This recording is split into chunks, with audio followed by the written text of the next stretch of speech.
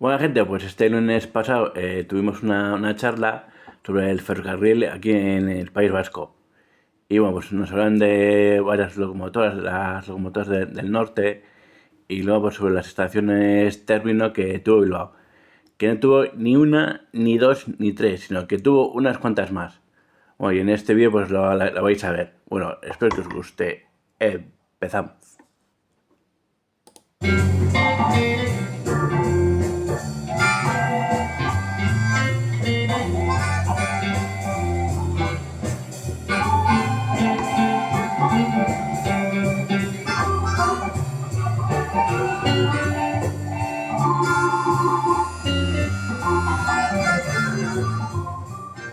El transporte público y privado ha sido decisivo en el desarrollo y en la estructura de las ciudades, generando una gran influencia sobre la forma de vida de sus habitantes. En la primera y segunda mitad del siglo XIX, tranvías y ferrocarriles comenzaron a entrar en los núcleos urbanos y tuvieron un papel determinante en la configuración de su tejido urbano. En Bilbao podemos afirmar, con la visión que nos da el paso del tiempo, que las compañías ferroviarias se adueñaron de la ciudad, ocupando espacios céntricos en el entorno de la ciudad antigua, sin ningún tipo de planificación, con una gran dispersión de líneas incomunicadas entre sí y trazados casi duplicados en algunos casos. Un ejemplo, el proyecto del ensanche, que planificó de forma global el desarrollo del nuevo Bilbao del siglo XX, se encontró ya en 1876 con una primera línea de ferrocarril en funcionamiento que condicionó su propuesta. Pero es que además dicho proyecto no llegó a abordar la planificación de esta importante infraestructura de transporte, quedando, como decíamos, en manos de los empresarios, de los dueños de las distintas compañías ferroviarias de carácter privado que iban surgiendo. Las estaciones término, además, requerían la ocupación de amplias superficies, ya que, aparte de la propia estación y las playas de vías, llevaban asociadas otras instalaciones como almacenes, depósitos y talleres de mantenimiento. A eso hay que añadir las interferencias con el tráfico de las calles, los pasos a nivel, las trincheras o pasillos ferroviarios de acceso o las molestias producidas por las máquinas de vapor a la entrada y salida de las estaciones. Es cierto que en aquella época los temas medioambientales estaban todavía muy lejos de ser considerados. Nuestra historia se inicia en un punto singular de la ciudad, donde se ha producido a lo largo del tiempo la acumulación, la superposición de tres de esas estaciones término de forma escalonada, en el límite entre la ciudad antigua y el ensanche.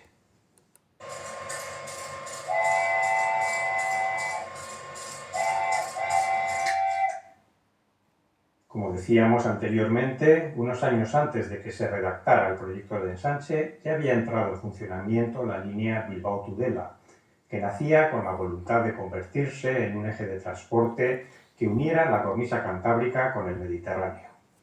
De aquí nacería también la línea que unió posteriormente la capital vizcaína con Orduña.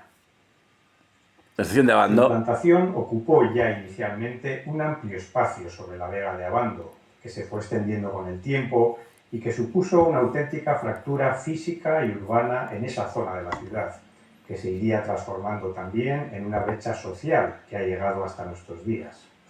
Curiosamente, siendo la primera línea de ferrocarril en la ciudad, va a ser, sin embargo, la última en curar esas heridas causadas en su tejido urbano. Luego, cuando hagan la Y vasca, pues esta estación desaparecerá. Y luego dice lo que es el arco este, que igual dejan un cachito, pero no sé yo. Yo, bueno, si. Bueno, sí, porque todo esto bueno, lo van a soterrar. Todo esto pues será como una gran plaza y así. Y entonces será para los trenes de cercanías y más ojo para el metro. Pero yo espero que, aunque no esté entero este arco, bueno, pues aunque sea, pues dejen un cachito. La importancia de la llegada del primer ferrocarril provocó la construcción de un hotel directamente asociado al mismo, incluso en su propia denominación, el Hotel Terminus, un establecimiento de lujo proyectado por el arquitecto Severino Achúcarro, destinado a recibir a los viajeros que llegaban en ese nuevo medio de transporte.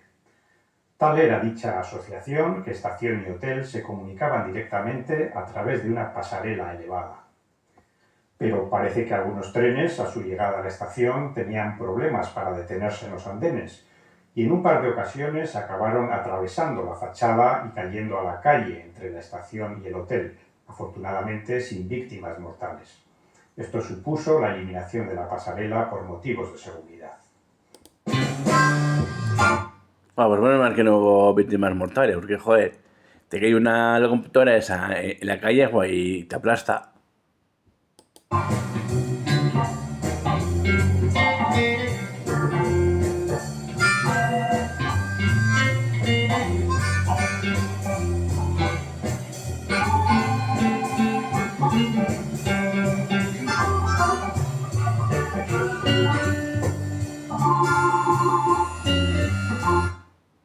Bueno, y esta locomotora se conserva en un museo.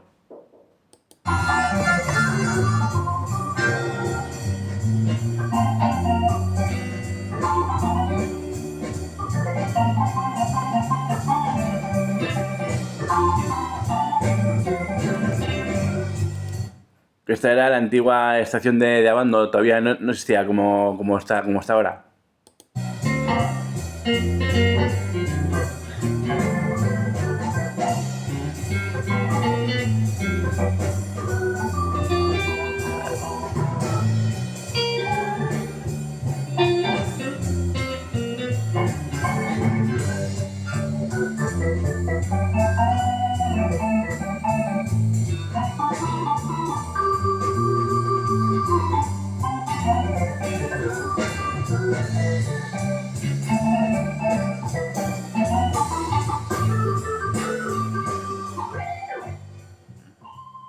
Tendrían que pasar casi 25 años para que una nueva línea de... Todo esto son las vidrieras donde se ven a, lo que son, a los mineros que transportaban el carbón en las vagonetas. ferrocarril entrase en Bilbao.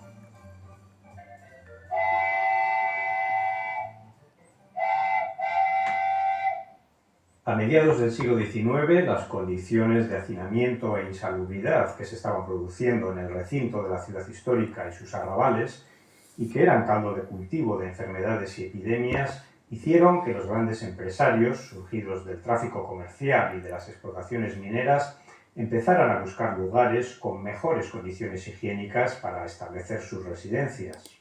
Luego esto es el antiguo mercado de la Ribera.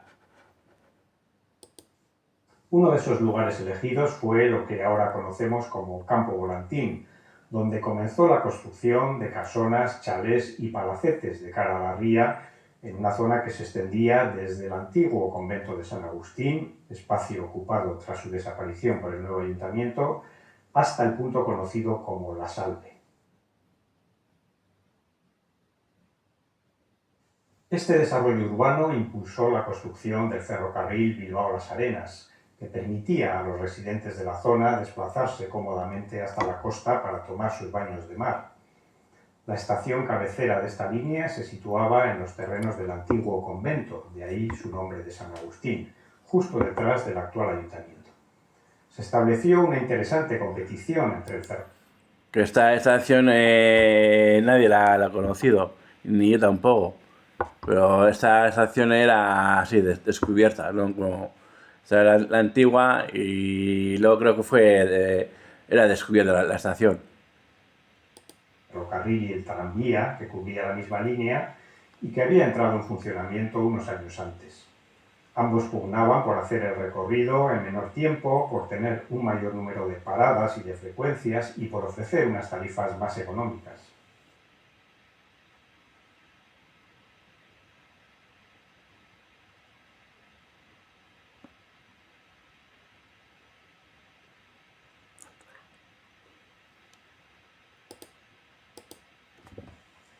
Unos años más tarde, la compañía decidió acercar el ferrocarril al centro de la ciudad, añadiendo un nuevo ramal hasta una nueva estación situada en la zona de San Nicolás, ocupando el espacio que había dejado libre la antigua aduana, de ahí su nombre.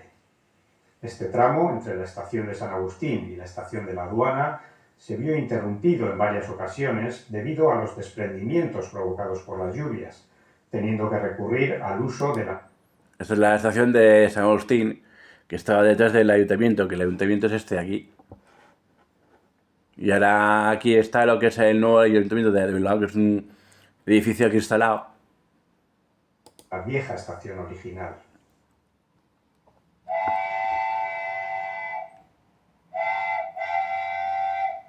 Tan solo un año después entró en funcionamiento una nueva línea de ferrocarril que ofrecía un recorrido similar, paralelo al anterior, entre Bilbao y la costa, aunque en este caso por la margen izquierda de la ría. Se trataba del ferrocarril Bilbao-Portugalete, que O sea, lo hicieron hasta Santurchi y luego hasta Muskitz.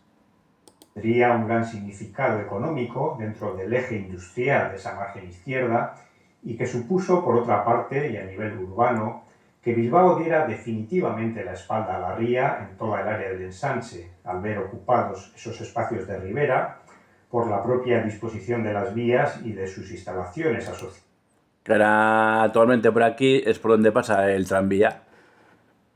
asociadas.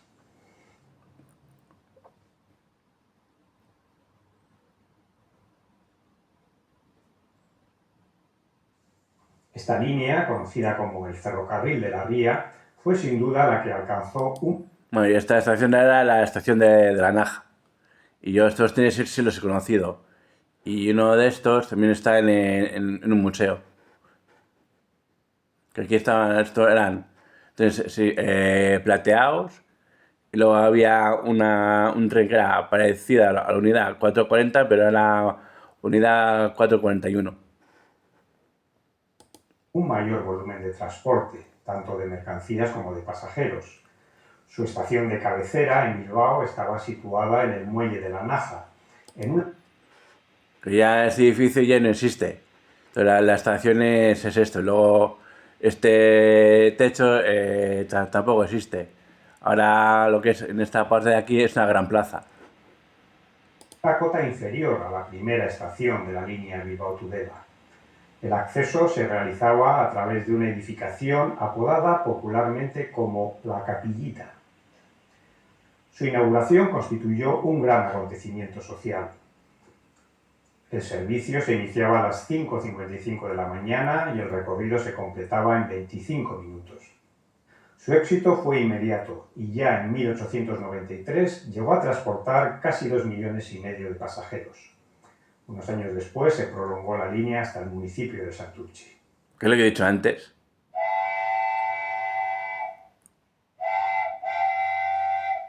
La empresa ferroviaria que puso en marcha la línea Bilbao-Lezama lo hizo con la visión del transporte de difuntos hasta el nuevo cementerio de Vistalegre, en Derio, destinado a sustituir al de Mayona, que ya había alcanzado su máxima ocupación.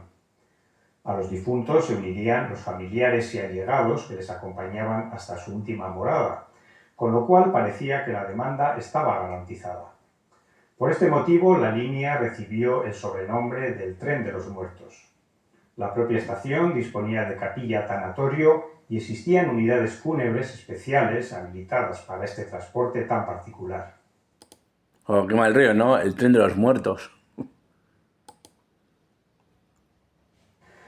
Pero si algo caracterizó a esta línea fue su complicadísimo trazado, teniendo que salvar los obstáculos orográficos en su ascenso hacia Archanda y descenso hacia Derio, con rampas de pendientes imposibles, muy por encima de las recomendadas para este tipo de transporte.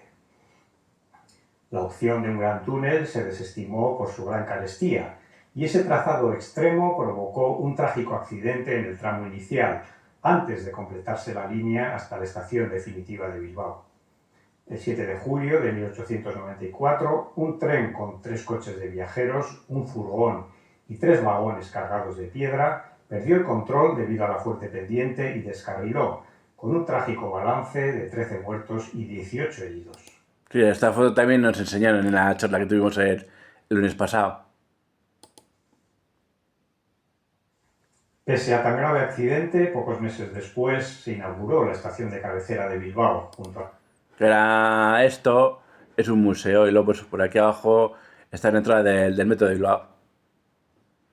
las calzadas de Mayona, una ubicación también complicada por la falta de espacio en la ladera, que obligó a un desarrollo del edificio en vertical a través de varias plantas.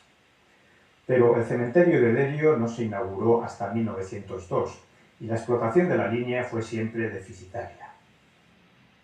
En un último intento por sacarle rendimiento, los propietarios decidieron entonces acometer la construcción de una variante en su trazado que redujera las pendientes y acortase el trayecto, con la perforación de un gran túnel bajo el monte Archanda. Esta variante entró en funcionamiento en 1908. De todas formas, y pese al éxito de los transportes fúnebres. Y estos trenes también los he conocido yo. Estos eran los que iban a Sondica. Y bueno, ya súper. De estos creo que no he ido, pero eran súper incómodos porque los asientos eran de madera. Y esto era la estación que estaba subiendo por las calzadas de Mayona. Pero ahora esta estación tampoco existe. Y lo que se hizo de aquí, pues como he dicho antes, es un museo, es un museo etnográfico del País Vasco. Al Camposanto de Derio, la línea nunca llegó a alcanzar un gran número de viajeros. Como curiosidad, el viaje de ida y vuelta entre Bilbao y Lezama en primera clase costaba 2 pesetas y en segunda clase 80 céntimos.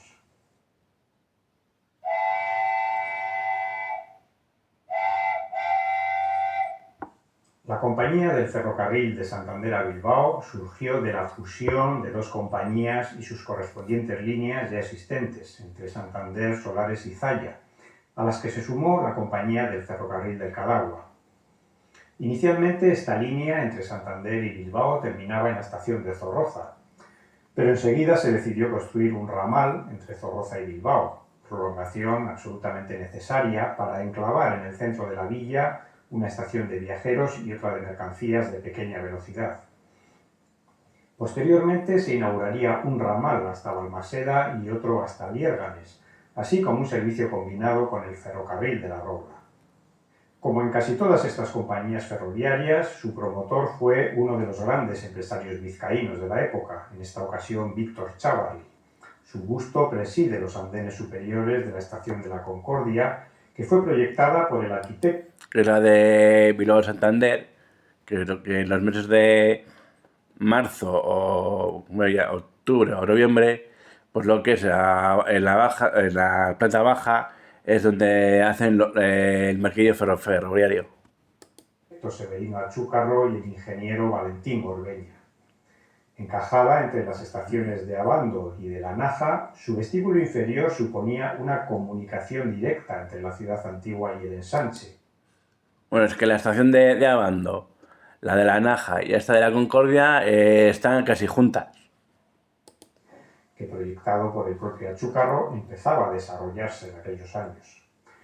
Y a través de su extraordinaria logia superior, los viajeros que llegaban a Bilbao en tren podían contemplar una amplia panorámica de la ciudad antigua y de su entorno.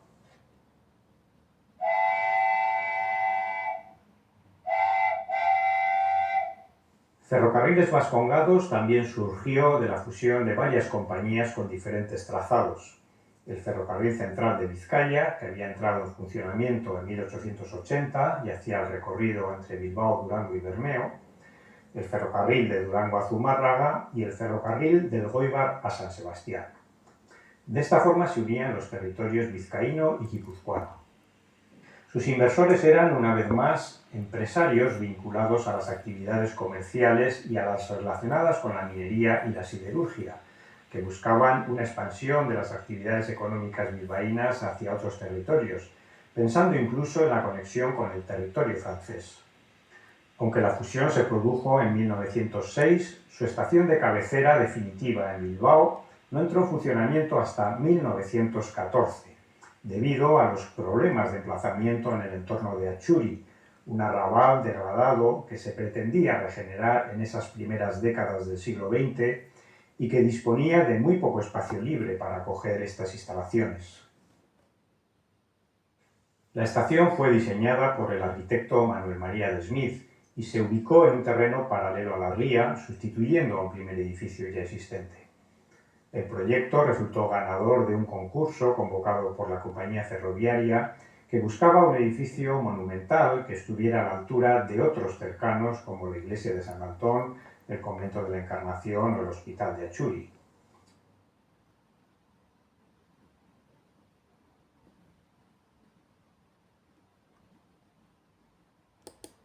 Y en esta iglesia a veces es donde hacen lo de las luces y sonido.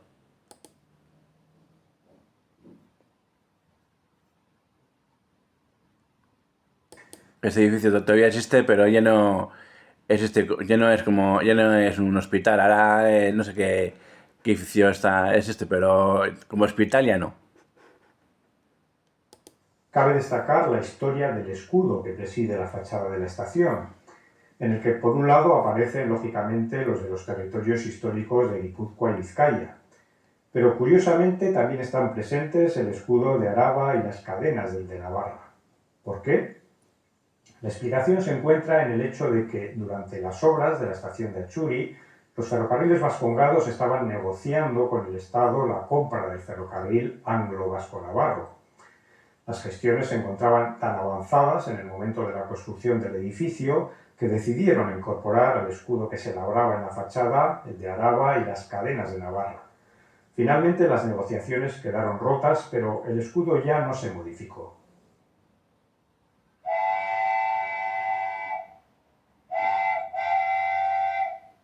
Llegamos, por tanto, en nuestro viaje en tren a esta segunda década del siglo XX, con las 6 líneas principales de ferrocarril en funcionamiento y sus correspondientes estaciones término enclavadas en puntos estratégicos y centrales de la ciudad. La concesión de las licencias para estas líneas, todas ellas de iniciativa privada, estaba garantizada siempre que los promotores dispusieran de capacidad económica para llevar el proyecto adelante. La falta de planificación y de control de estas infraestructuras facilitaban su tramitación, así como la compatibilidad de cargos entre propietarios y estamentos decisorios. Las obligaciones o contraprestaciones exigidas a estas concesiones tampoco eran muy exigentes. Transportar gratuitamente el correo y transportar a presos y penados, para lo cual los trenes debían disponer el espacio necesario. Y en cuanto a la construcción del trazado, estaban obligados a establecer una línea telegráfica, la fibra óptica de la época, paralela a la vía, que quedaba a disposición del gobierno.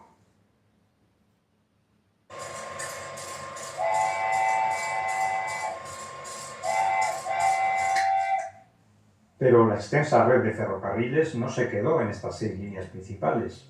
La actividad industrial y la extracción del mineral de hierro requerían también de un transporte rápido y eficiente. Las explotaciones mineras de la comarca alcanzaron su mayor productividad a partir de mediados del siglo XIX, y el transporte de ese mineral, fundamentalmente de hierro, que durante décadas se había realizado a través de carros con tracción animal, se fue sustituyendo por otros sistemas: las rampas o planos inclinados, los raíles o cables aéreos y sobre todo el ferrocarril, los caminos de hierro por donde discurrían los trenes mineros. Y en poco tiempo el 94% de la producción minera de las cuencas vizcaínas se transportaba ya por ferrocarril, hasta las factorías de producción siderometalúrgica o hasta los cargaderos de mineral que jarronaban la margen izquierda de la ría y en los que se llenaban las bodegas de los barcos que lo exportaban a Inglaterra y a otros países europeos. En 1865 se construyó el ferrocarril de Triano y a partir de ahí se extendió una amplia red de trenes mineros por toda la cuenca de la margen izquierda y las Encartaciones, llegando incluso hasta Castrurdiales, con algunas ramificaciones y ramales que atravesaban la ciudad de Bilbao.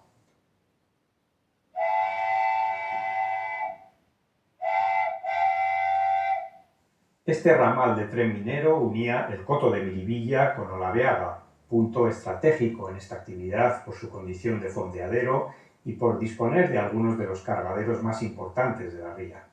Con este trazado se evitaba el Aquí en Baracaldo todavía se puede ver un cargadero. transporte del mineral a través del centro de la ciudad. Pero a nivel urbano generó una gran fractura en esa zona, que, unido a los espacios que ocuparon otras líneas de ferrocarril, condicionó la extensión de la ciudad del ensanche hacia el sur, generando además una segregación espacial y social en barrios como Irala, Amézola, La Casilla o Recalde.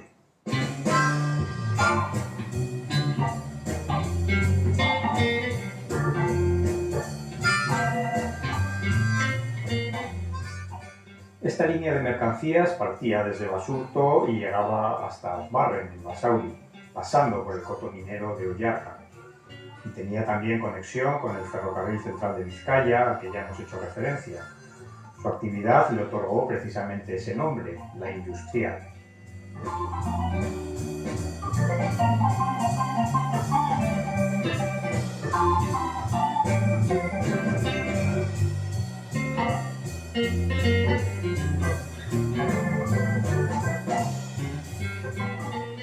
Desde Matico, al norte de la ciudad, partía otra línea destinada al tráfico de mercancías con el mismo destino que la anterior, Azbarren.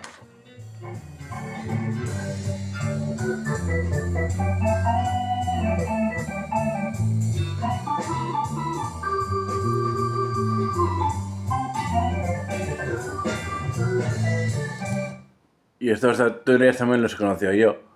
Estos iban a Bilbao y esto creo que iba a Batico, creo, o viceversa, no me acuerdo ya, porque esto ya pasó ya hace mucho tiempo. Y ahora estos túneles ya ni existen ya.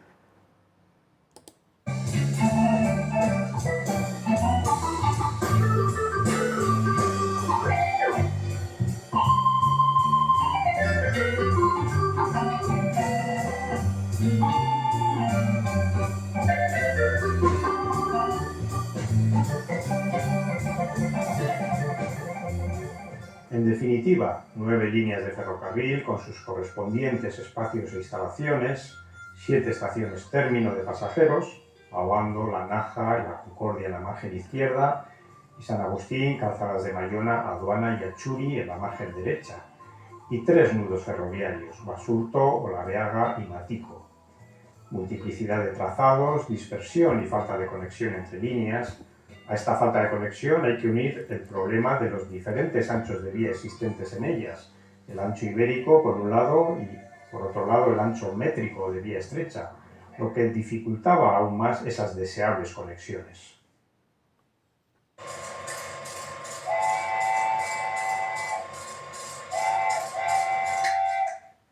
Ante este panorama, provocado por la falta de planificación y de desarrollo sostenible, como diríamos ahora, se planteó alguna respuesta, alguna actuación encaminada a resolver esta compleja situación. En 1920 se presentó a la sección de ferrocarriles de obras públicas un proyecto de ferrocarril metropolitano para Bilbao, redactado por los ingenieros Eugenio y Emilio Rivera, que contaba con la financiación del Banco Español de Crédito. En referencia a la dispersión de las líneas de ferrocarril, uno de los aspectos más interesantes del proyecto lo citan los propios autores en la memoria. Uno de los objetivos que hemos perseguido y que creemos haber alcanzado con las líneas proyectadas es el de poder enlazar las varias estaciones de los ferrocarriles que concurren en Bilbao. El trazado propuesto pasa muy próximo a todas las estaciones y permite un fácil y económico enlace con todas ellas.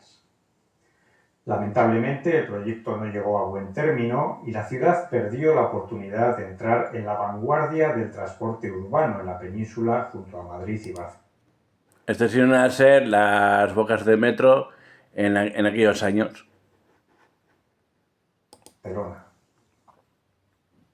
En 1923, 3 años después, el arquitecto municipal Ricardo Bastida publicó un artículo que abordaba estas cuestiones bajo el título El problema urbanístico de Bilbao. Tras un pormenorizado análisis de los problemas, proponía un plan que trataba de paliar la falta de ordenación del territorio, provocado sobre todo por la construcción descontrolada de vías de comunicación, fundamentalmente de las líneas de ferrocarril. Y planteó soluciones como, por ejemplo, enlaces entre líneas de ferrocarril, modificación de algunos de esos trazados o la construcción de una estación central que agrupara varias de las estaciones existentes. El plan no fue aprobado y había que esperar hasta 1945 para la aprobación del Plan General de Ordenación de Bilbao y su comarca.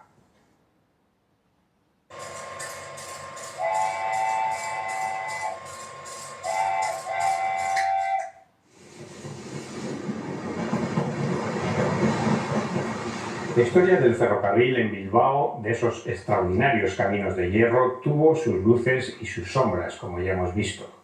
Facilitó la movilidad, el transporte, la comunicación con otros territorios y a nivel arquitectónico nos dejó extraordinarios ejemplos de estaciones término.